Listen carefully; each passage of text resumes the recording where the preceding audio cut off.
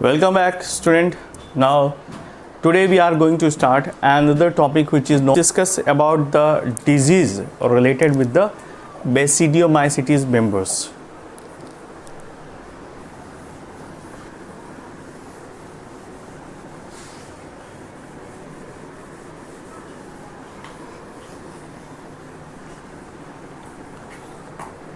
First, इस बेसिडियोमाइसीज में सबसे ज़्यादा पॉपुलर है पक्सीनिया, और ये बहुत सारे जो वीट बार्ले हैं इन सब में रस्ट कॉज करते हैं।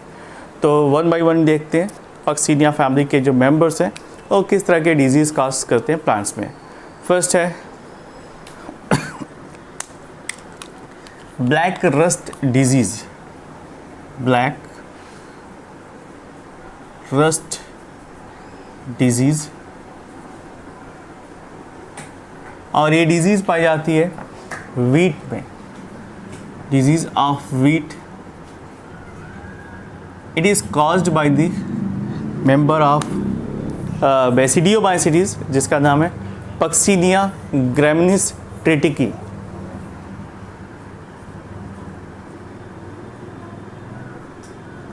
Puccinia graminis टिटकी।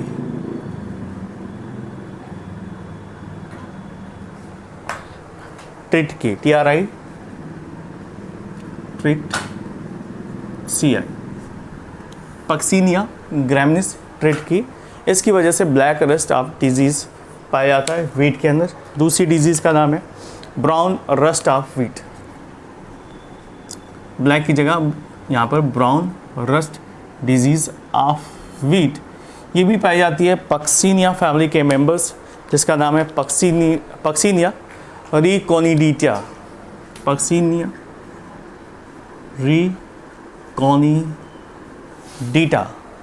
रिकोनिडिटा,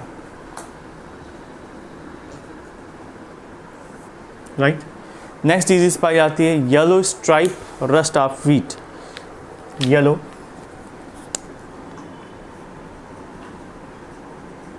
stripe,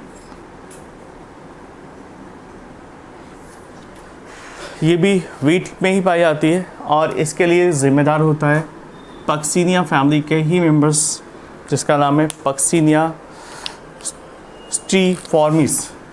Puccinia स्ट्रीफॉर्मिस।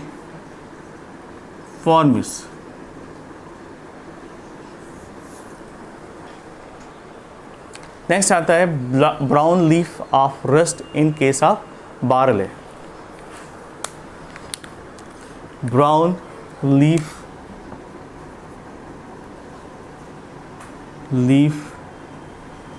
Rust disease in the case of barley.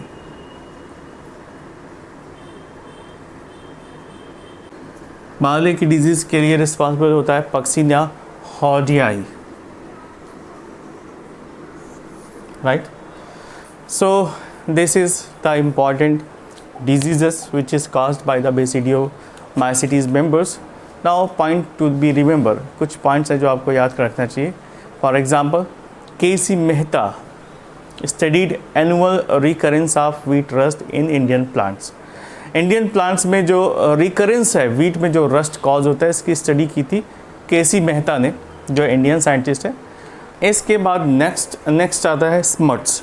इसको हम रस्ट डिजीज़ कहते हैं क्योंकि ये रस्ट काज करते हैं। उसके बाद स्मट्स।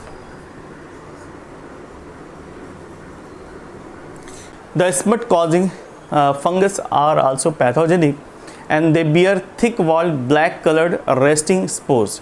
इनमें ब्लैक कलर के रेस्टिंग स्पोर्स पाए जाते हैं जिनको हम क्लेमाइडोस्पोर्स कहते हैं या फिर स्मट स्पोर्स कहते हैं। ये दो तरीके के होते हैं, एक लूज़ होते हैं, लूज़ स्मट, और दूसरा होते हैं कवर्ड स्मट। ठीक है, तो बाइफरकेट कर लेते हैं। Loose smut and covered smut. In the case of smut, as we discussed earlier, two types of smuts are found: loose smut and covered smut. The loose smut is because of the spores are exposed. ठीक है, तो इस तरह के जो smut पाए जाते हैं वो इस तरह से काउंट किए जाते हैं। लूज स्मट ऑफ वीट स्ट्यूलेगे ट्रेटिसी की वजह से, लूज स्मट ऑफ ओट स्ट्यूलेगो एविनी के थ्रू डेवलप होते हैं, ये पैथोजेंस है। कवर्ड स्मट के केस में क्या होता है, the spores remains attached with the sorus before liberation. Liberation के पहले ये आपस में अटैच होते हैं, इस तरह से पूरी तरह से कवरिंग बना लेते हैं। तो स्मट ऑफ कॉर्न जो कि यूस्टिलिगो मेडिस की वजह से होता है, यूस्टिलिगो मेडिस, और दूसरी डिजीज़ जिसे हम स्मट ऑफ बार्ले कहते हैं, ये होता है स्टिलिगो जेंसिनी के through, जेंसिनी। So this is all about Basidiomycetes members, and they are mostly disease causing or pathogenic fungus, and some are used in the form of food जिसको हम कहते हैं बेसिडियोकार्प, और बेसिडियोकार्प का इस्तेमाल हम एडिबल पार्ट करते हैं जैसे जिसमें मशरूम्स वगैरह होते हैं। So this is all about the type and their function. We are going to start the last topic of fungus, which is known as Deuteromycetes. Deuteromycetes members को हम fungi imperfecti भी कहते हैं। Now look at the general characteristic features of Deuteromycetes family members.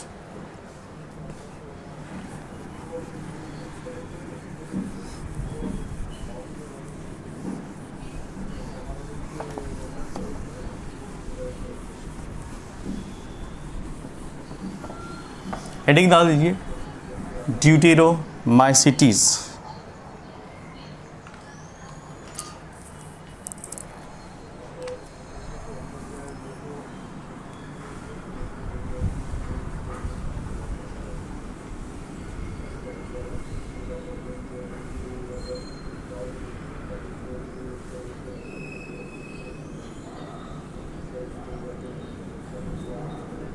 Deuteromycetes, इसको हम क्या कहते हैं, fungi imperfecti, fungi imperfecti.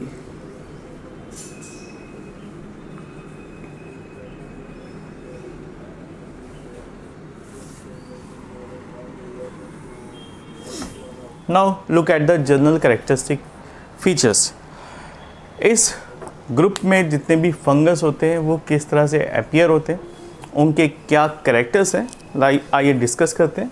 Heading डाल दीजिए जनरल कैरेक्टरिस्टिक्स।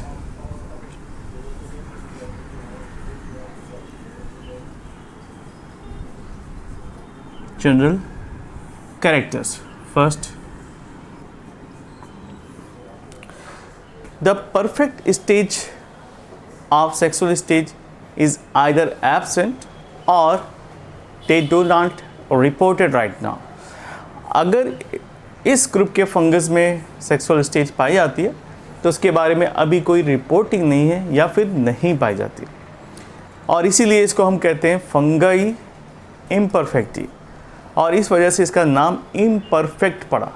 ठीक है, तो ड्यूटेरोमाइसिटीज फैमिली में सेक्सुअल रिप्रोडक्शन की स्टेज एब्सेंट होती है या नहीं पाई जाती। Next point, it is considered as a artificial group without any common relationship. These are actually sac fungi that have lost the ability to reproduce sexually. It is considered, ऐसा माना जाता है कि ये artificial group है और इसमें वही फंगस रखे गए हैं जो सैक फंजाई है और उनके अंदर सेक्सुअल रिप्रोडक्शन की प्रॉपर्टी जा चुकी है, लॉस्ट हो चुकी है, इसलिए हम इसको ड्यूटेरोमाइसिटीज में रखते हैं। They do not have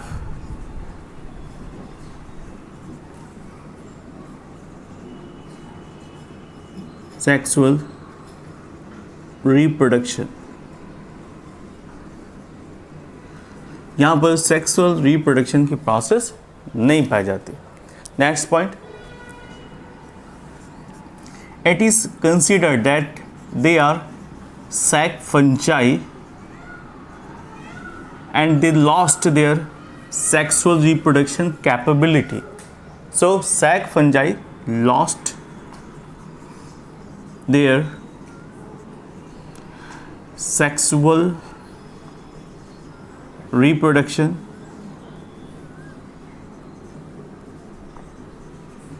power, and further they are considered as deuteromycetes, और इसी को हम somehow it is considered as a artificial group.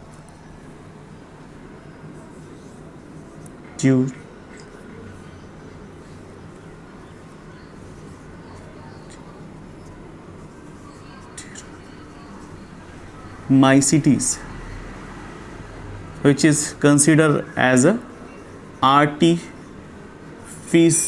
group. क्यों? क्योंकि इट इज़ कंसिडर कि जो सैक फंजाई है वही बाद में सेक्सुअल रिप्रोडक्शन की जब पावर को लॉस्ट कर देते हैं तो इनको कंसिडर किया जाता है आर्टिफिशियल ग्रुप में, जिसको हम ड्यूटेरोमाइसिटीज या फंजाई इम्परफेक्टी कहते हैं. Lost, right. Next point, the mycelium is septate and branch. जो माइसीलियम पाया जाता है उसमें सेप्टा प्रेजेंट होते हैं और इसमें ब्रांचिंग भी पाई जाती है. Next, asexual reproduction takes place through the conidia.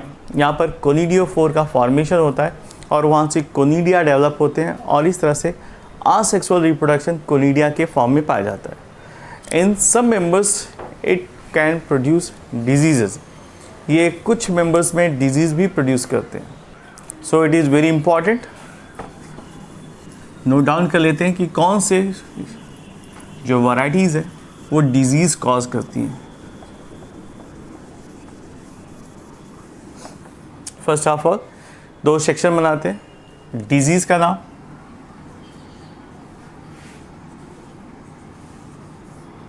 और ऑर्गेनिज्म का नाम.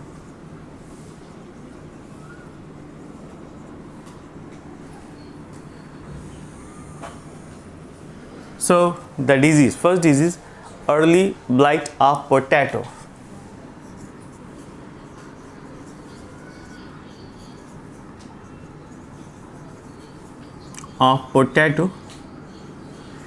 ये डिजीज़ कॉज होती है by the organism which is known as Alternaria solani.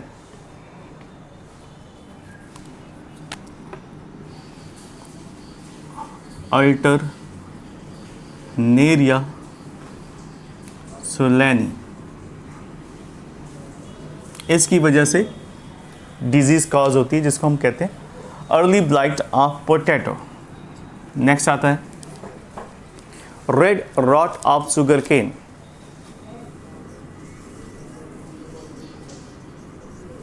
Red rot of sugar cane, और ये डिजीज़ कॉज करने वाले कॉजल ऑर्गेनिज्म का नाम है कोलेक्टोट्राइकम फैल्केटम. कोलेक्टो COLLE,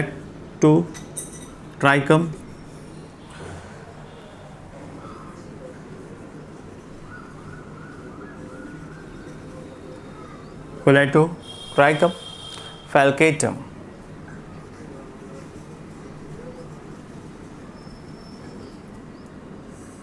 Next, this disease is caused by Sarcopsora archaeotocola. Spelling देखिए थोड़ा सा कॉम्प्लिकेटेड है. Sarcopsora. नेक्स्ट है Arachidodicola.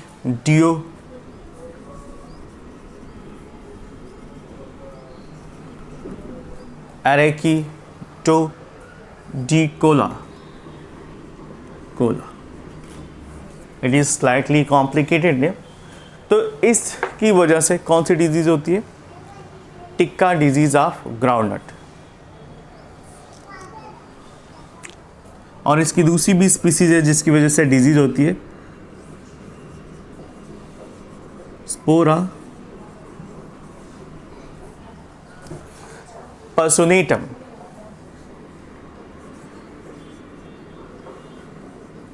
पर्सोनेटम।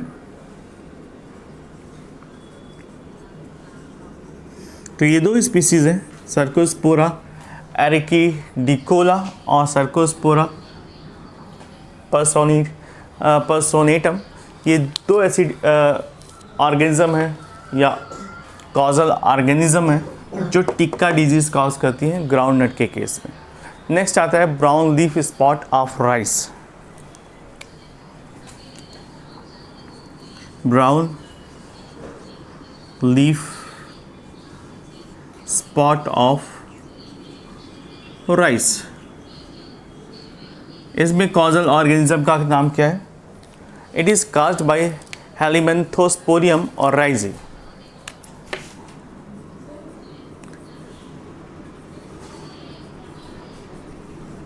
स्पोरियम और राइजी, ठीक है। तो these are certain infections which is caused by deuteromycetes. और भी मेंबर्स हैं जैसे ब्लास्ट ऑफ राइस।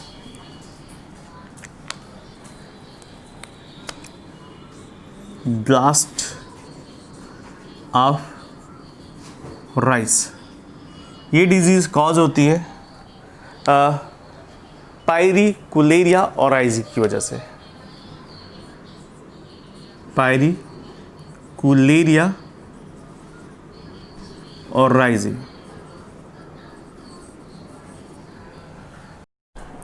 नेक्स्ट है wilt of pigeon P.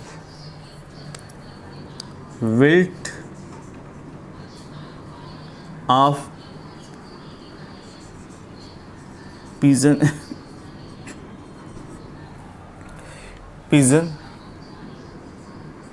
P, ये डिजीज कॉज होती है फ्यूजेरियम उडम की वजह से। फ्यूजेरियम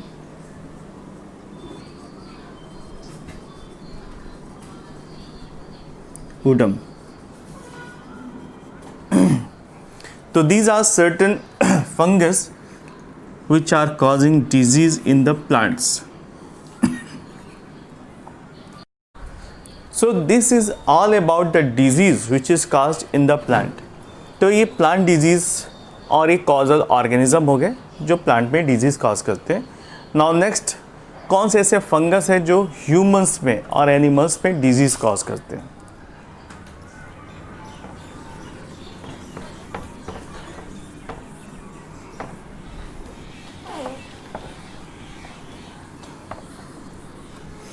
एनिमल में डिजीज कॉज करने वाले fungus, the case of animals.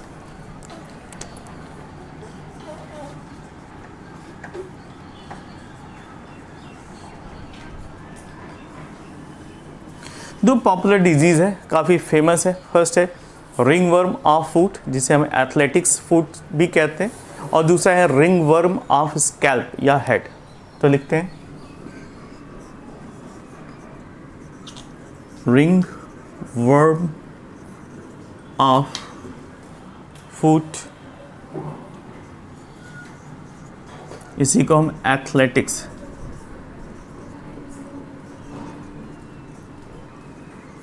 Foot भी कहते हैं।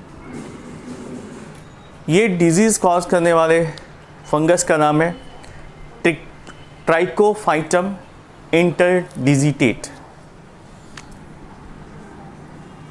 ट्राइकोफाइटम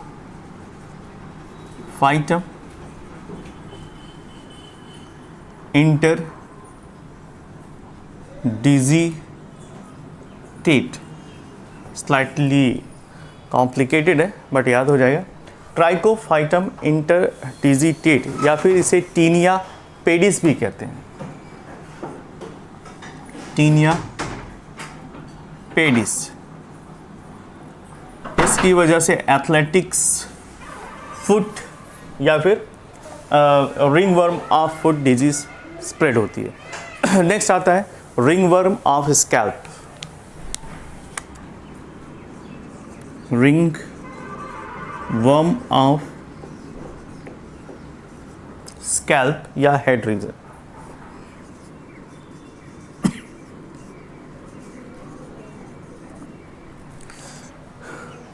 ये होता है बिकॉज ऑफ माइक्रोस्पोरम लैनोसम की वजह से। Microsporum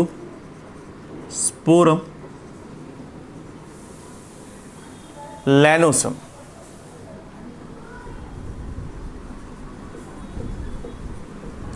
So these are very important fungal diseases which used to ask in the competitive exams. ये तो काफ़ी बार पूछा जा चुका है, ये भी पूछा जा चुका है। तो जितने भी प्लांट डिजीज़ हैं, साथ ही साथ ये एनिमल्स डिजीज़ भी बहुत ज़्यादा पूछे जा चुके हैं। Now I am going to tell you some important points जो कि हिस्ट्री में याद रखा जाता है। जैसे कि अभी कोरोना का केस चल रहा है और ये इतिहास बन जाएगा और लोग याद करेंगे कि कोरोना की वजह से कितने लोग इन्फेक्टेड हुए थे और कितनी डेथ हुई थी। वैसे ही कुछ ऐसे फंगस हैं जिनको इतिहास में स्थान मिला है बिकॉज ऑफ देयर डैमेज। उन्होंने इतना भीषण अकाल मचाया और लोगों की डेथ हुई। That is why they are most popular. First है आयरिस फेमाइन। आयरलैंड की फसल है बेटा पोटैटो। ये इंडिया की फसल नहीं है।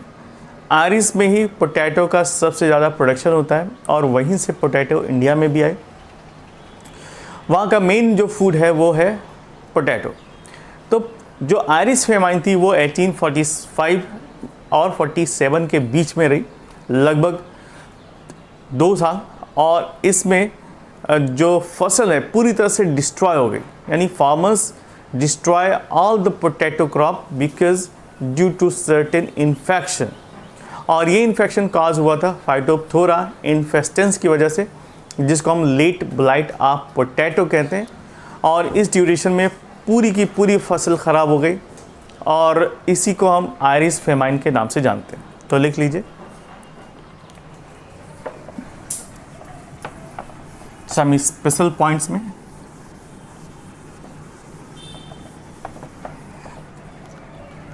Special point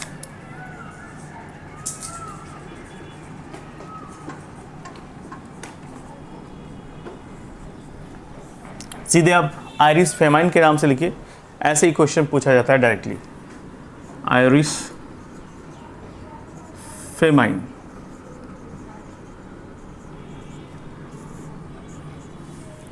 It is because of due to the fungus Phytophthora infestans. Phytophthora infestans,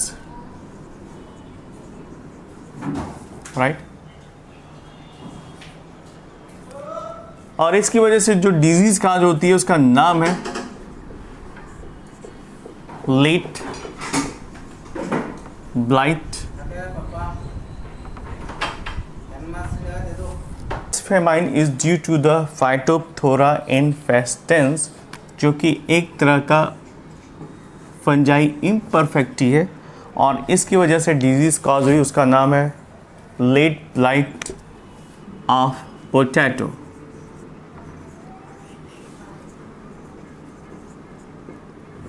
okay, next दूसरी फेमाइन जो इंडिया में बहुत ही ज़्यादा ख़तरनाक तरीके से फैली, उसका नाम है बंगाल फेमाइन। और बंगाल फेमाइन का जो रूट कॉज था वो था हेलमेंथोस्पोरियम ओराइजी, और इसकी वजह से brown leaf spot of rice हुआ। जैसा कि आप सभी जानते हैं कि बंगाल का जो मेन फूड है वो है राइस। तो राइस पूरी तरह से डिस्ट्रॉय हो गया because of Helminthosporium oryzae. Bengal famine, it is caused due to the Helminthiosporium.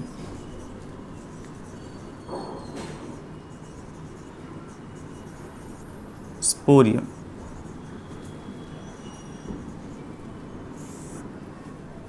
और राइजी।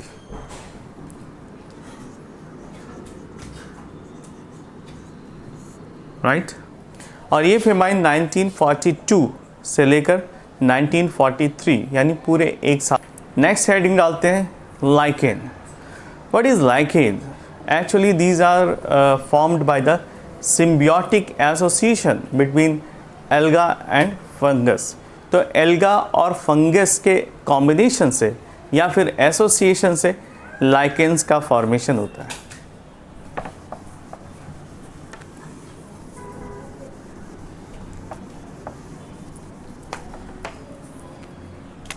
लाइकेन्स।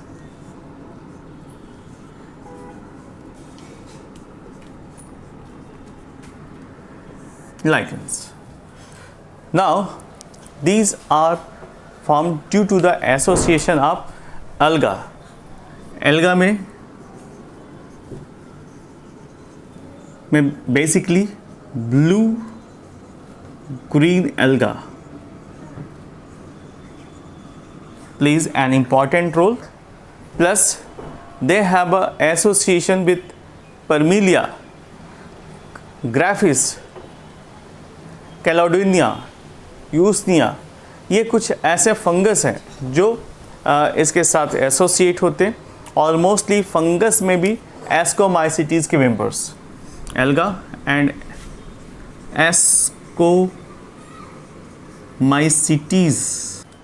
एस्कोमाइसिटीज़ के जो मेंबर्स हैं वो इन्वॉल्व होते हैं, फंगस के साथ एसोसिएट करते हैं।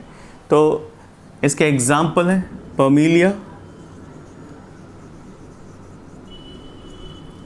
नेक्स्ट ऊसनिया,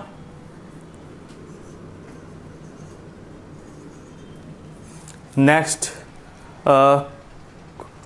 ग्राफिस या क्लेडोनिया,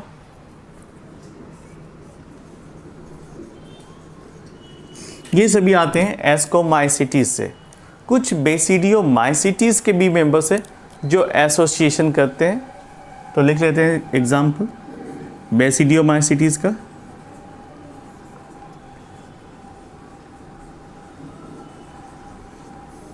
इसमें सबसे मेन एसोसिएशन पाया जाता है कोरा और कोरेला का। कोरा, कोरेला,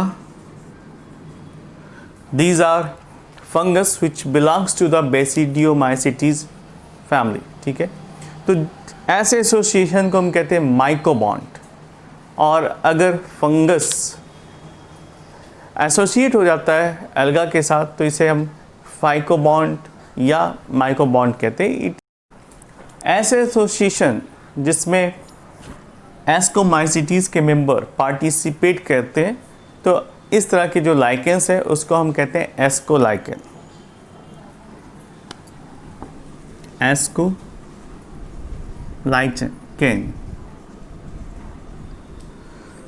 अगर बेसिडियोमाइसिटीज़ के मेंबर्स एल्गा के साथ एसोसिएट होते हैं तो उसको हम कहते हैं बेसिडियोलाइकेंस।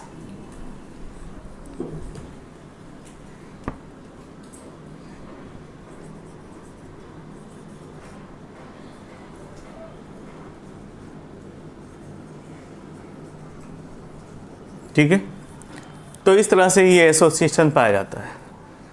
Term lichens was coined bye Theophrastus. जो टर्म है लाइकेन, इसको कॉइन किया था थियोफ्रास्टस ने।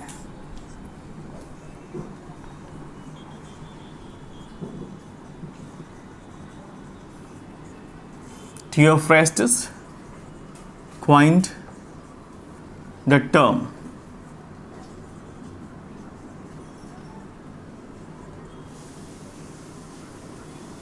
Okay, next point. The study of lichen is known as lichenology. Acharius is known as the father of lichenology.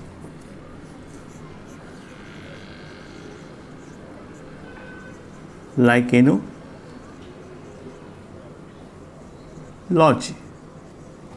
इनको फादर ऑफ लाइकेनोलॉजी के नाम से भी जानते हैं। Right, next, on the basis of external appearance the fungus can be divided into 5 types. और इस classification को सबसे पहले ह्यू ने दिया था।